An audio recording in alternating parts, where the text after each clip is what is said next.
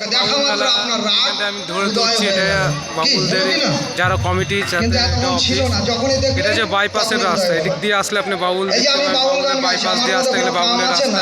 এটা মা শ্মশানকালীর মন্দির, মায়ের মন্দিরে চলে যাচ্ছি আমি আস্তে আস্তে। মা শ্মশানকালীর মন্দির, ভক্তবৃন্দরা প্রণাম করছে মাকে। এটা মা শ্মশানকালী মন্দির, যেখানে বাবুল হয়, খুব নাম করা, মালদা জেলার থেকে অনেক দূর দূর থেকে আসে। উনি ভোগ নিয়ে বসে আছে।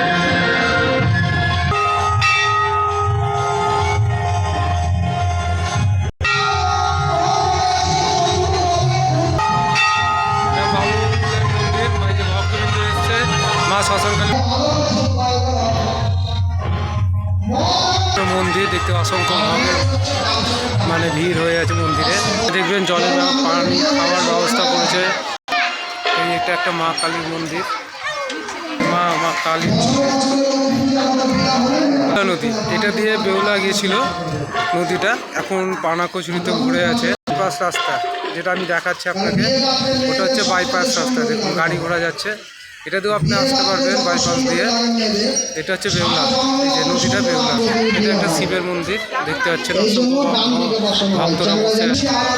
এই যে নন্দীরা বসে আছে বাবার মুখ করে, বাবা শিবলিঙ্গ সামনে বসে আছে।